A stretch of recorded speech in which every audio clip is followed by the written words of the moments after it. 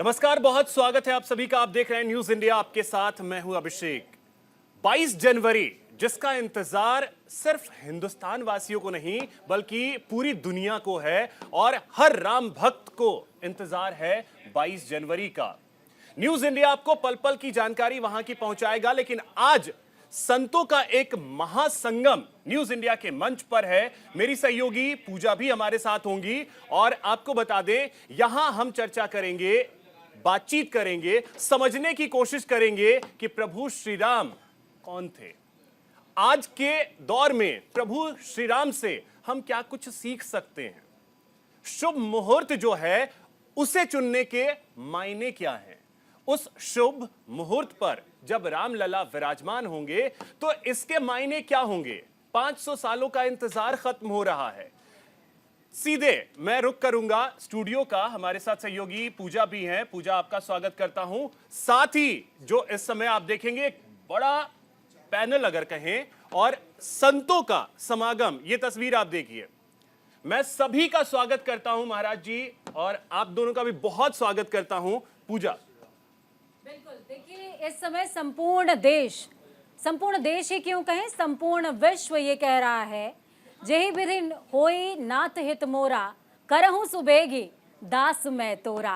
राम जी के चरण वंदना के साथ आरंभ है इस शो का, और इस शो को खास बनाने के लिए हमारे साथ मेहमान मौजूद हैं। ऋतु सिंह जी हैं, ज्योतिषाचार्य जी।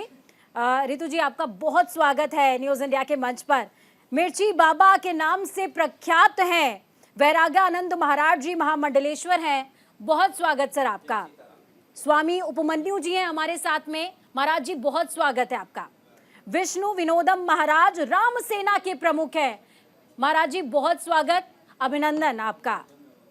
डॉक्टर अलंकृता मानवी जी हमारे साथ में हैं, धर्मगुरु हैं। अलंकृता जी, बहुत स्वागत न्यूज इंडिया के मंच पर आपका।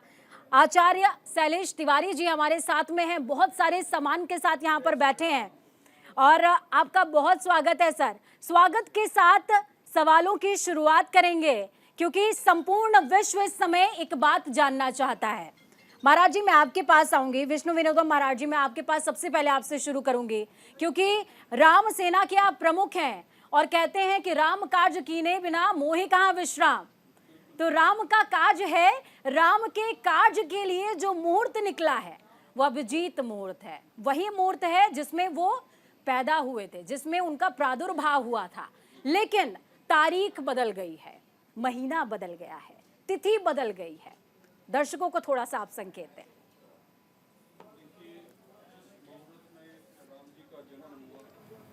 अब दिन तो बदलते हैं लेकिन मुहूर्त वही है। और मैं तो कहता हूँ राम के नाम से बड़ा तो कोई मुहूर्त हो ही नहीं सकता। उनके तो सारे दिन ही उनके हैं, सारे मुहूर्त उनके हैं। और जो कार्य होने जा रहा है, ये पूरे विश्व में इतना बड़ा कार्य होने जा रहा है कि मुझे ऐसा लगता है कि आने वाला समय पूरा विश्व राम में खो जाएगा। अभी आप देखेंगे सऊदी में भी, दुबई में भी, यूए में बहुत जगह राम मंदिर बनने शुरू हो चुके हैं। शिवलिंग भी निकला है, अभी सऊदी में भी निकला। तो राम का नाम, राम का परचम और सनातन धर्म की ध्वजा अब मुझे लगता है पूरे विश्व में फहरेगी। और इसीलिए संसद में भी आपने देखा होगा नंदी पहुंचे हैं। पहली बार ऐसा हुआ है कि शिव जी का कोई प्रतीक नंदी संसद में पहुंचा है। तो मुझे ऐसा लगता है कि अब पूरी धरती को समझ में आ जाना चाहिए कि राम आ चुके हैं। बिल्कुल, राम आ चुके हैं। पूजा, एक और खास मेहमान है, वो हमारे साथ जुड़ गए हैं। डॉक्टर HS रावत जी, हिंदू धर्मगुरु हैं। बहुत स्वागत है सर आपका न्यूज इंडिया के इस मंच पर, जहां आज हम समझने की कोशिश कर रहे हैं प्रभु श्री राम के बारे में। आप ही से सवाल भी मैं लेता हूं और समझना ये चाहूंगा कि सबसे पहले तो जरा ये बताइए, प्राण प्रतिष्ठा जो कि शब्द बहुत चर्चा में है, इसके मायने जरा सा हम चाहेंगे कि आप हमारे दर्शकों को समझाइए।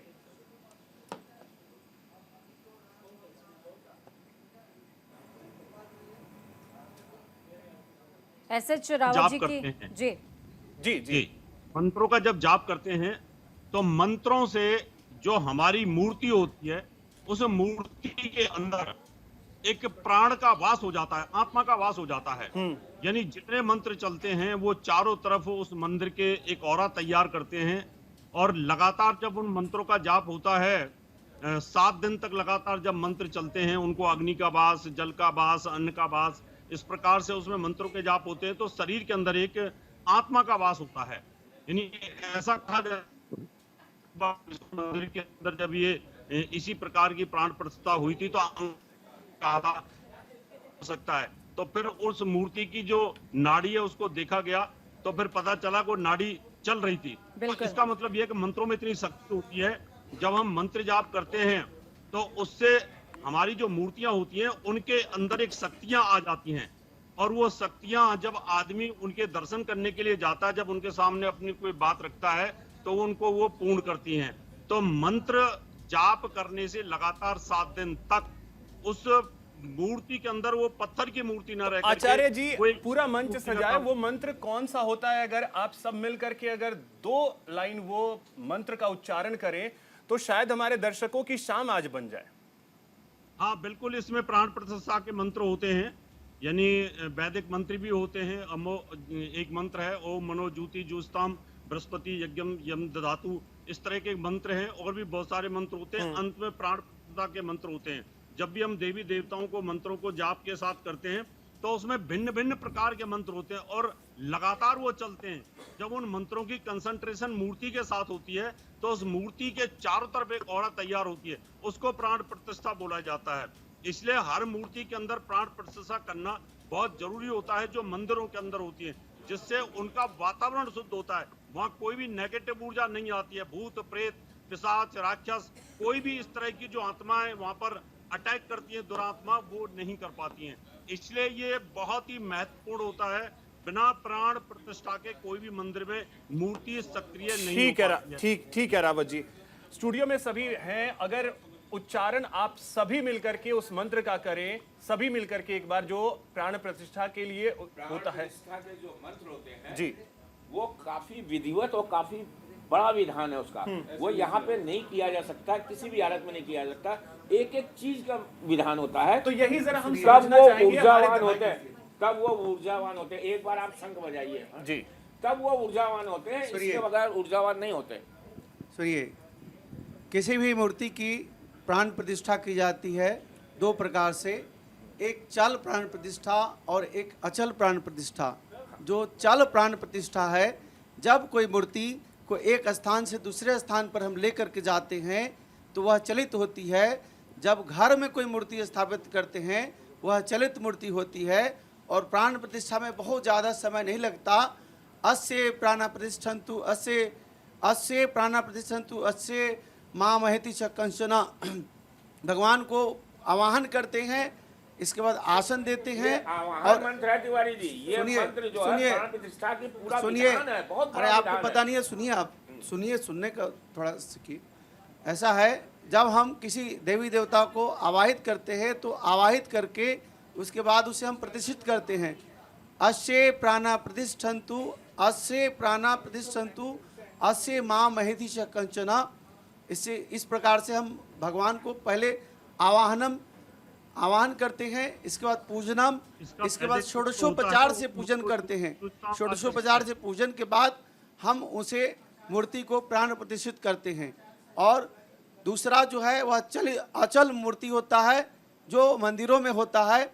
अचल जो मूर्ति है वह एक स्थान से दूसरे स्थान तक नहीं जाता, उसे अचल प्राण प्रतिष्ठा कहते हैं। और एक चल प्राण प्रतिष्ठा, दूसरा अचल प्राण प्रतिष्ठा। तो इस प्रकार 2 प्रकार के प्राण प्रतिष्ठा होते हैं। प्राण प्रतिष्ठा में हम पूरी तरह से षोडशोपचार विधि से स्नान कराते हैं, स्नान के बाद वस्त्र देते हैं, वस्त्र के बाद तिलक देते हैं, तिलक के बाद हम प्राण को प्रतिष्ठित करते हैं। तो षोडशोपचार विधि से, पंचोपचार विधि से पूरी तरह से जब पूजा होता है तो प्राण प्रतिष्ठा उसमें आती है, और भगवान को हम आवाहन करते हैं, यही प्राण प्रतिष्ठा है। बिल्कुल। ऋतु जी, मैं आपके पास आऊंगी। देखिए, 16 तारीख से लेकर के 22 तारीख तक कहा जा रहा है वैदिक पद्धति के साथ में पूजा होगी, और मात्र 84 सेकंड का आवाहन और मूर्ति में प्राण प्रविष्ट हो जाएंगे, प्रवेश कर जाएंगे।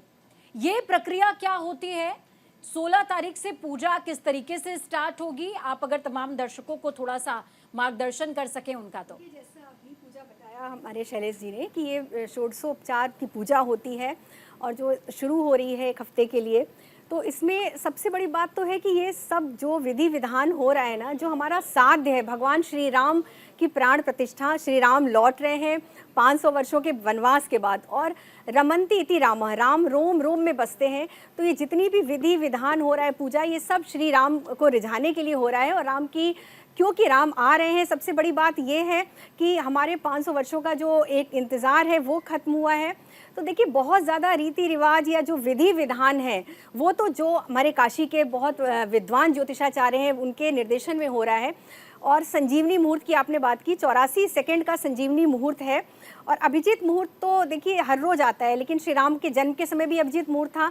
और भगवान राम की अगर हम बात करें ना, तो उनके लिए मुहूर्त का हमेशा, उनके अगर आप जीवन शैली, उनकी अगर आप जीवन चरित्र पढ़िए, तो जब उनका राज्याभिषेक होने वाला था तब भी मुहूर्त निकला था, और जब उनका विवाह था, उनका विवाह भी देखिए ऐसे समय में हुआ है जबकि जिस समय अमूनन विवाह नहीं होते हैं। तो राम तो मुहूर्त से बहुत परे हैं, उनके लिए मुहूर्त की जरूरत ही नहीं है पूजा। राम जी की प्राण प्रतिष्ठा बिल्कुल, राम ही केवल प्रेम प्यारा, वो प्रेम से, आस्था विश्वास से अगर हम राम को बुलाते हैं तो राम आते हैं। तो ये विधि विधान सिर्फ उनकी प्रसन्नता के लिए और हो रहा है, लेकिन जो मेन है हमारी एक धार्मिक स्वतंत्रता का दिन है। अगर देखा जाए 22 जनवरी, हमें वैसी राजनीतिक स्वतंत्रता मिल गई है 15 अगस्त 1947 में, लेकिन धार्मिक स्वतंत्रता अभी भी नहीं मिली है। तो वो मुझे लग रहा है 22 जनवरी का जो दिन है, उस दिन हमें हमारे जो सनातन धर्म को, हमारे हिंदुत्व को, पौष माह जो चुना गया यही कारण है।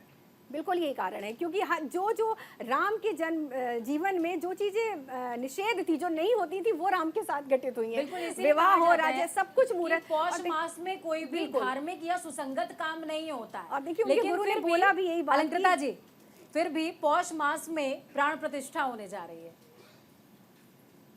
सबसे पहले तो मैं समस्त देशवासियों को जय श्री राम कहूँगी, और 500 वर्ष बाद ये बहुत ही अच्छी बात कही ऋतु जी ने कि हमारे देश को एक तरह से धार्मिक आज़ादी मिल रही है, और जो हमारे देश का अस्तित्व है, हमारे देश का जो संस्कृति है और अध्यात्म के लिए भारत जो है वो विश्व गुरु बनने जा रहा है। क्योंकि अब जो हो रहा है उसके लिए विवाद तो पहले होना ही नहीं चाहिए था, क्योंकि अयोध्या नगरी ही प्रभु राम की है। उनकी जन्मभूमि पे इतने आहुतियों के बाद, इतनी जो है, इतने लोगों ने अपनी जानों की आहुतियाँ दी, इतने कार सेवकों ने अपने जो है प्राण खोए, उसके बाद ये आज़ादी हमको मिल रही है।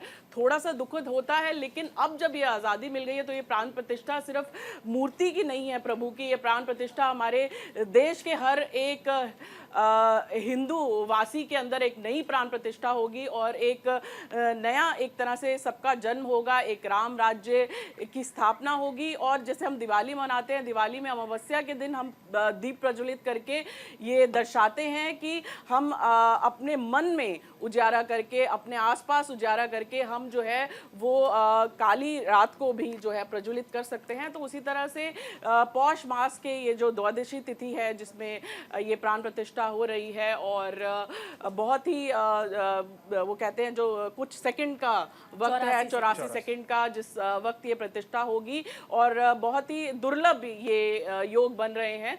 और इस योग में जब प्राण प्रतिष्ठा होगी तो अपने आप हमारे पूरे देश के लिए ये ऐतिहासिक दिन होगा, और देश के सुनहरे अक्षरों में ये दिन जो है वो स्थापित होगा। इसके बाद एक नए राम राज्य की स्थापना होगी पूरे देश में, जिसमें बहुत सारी नई जो है योजनाएं, और धार्मिक, धर्म का मतलब सिर्फ हमारे आचरण में भी वो दिखेगा, सबको सामान्य रूप से देखा जाएगा। जाति होगी, कह रही हैं, राम राज्य की स्थापना और राम राज्य की स्थापना का आह्वान जो है प्रधानमंत्री जी ने बिल्कुल कर दिया है। माझी के परिवार से मुलाकात हुई, वही माझी जिन्होंने राम जी को पार लगाया। वक्त छोटे से ब्रेक के बाद चर्चा का दौर लगातार जारी है। हो अयोध्या सी रघुकुल सा घराना हो, चरण हो राघव के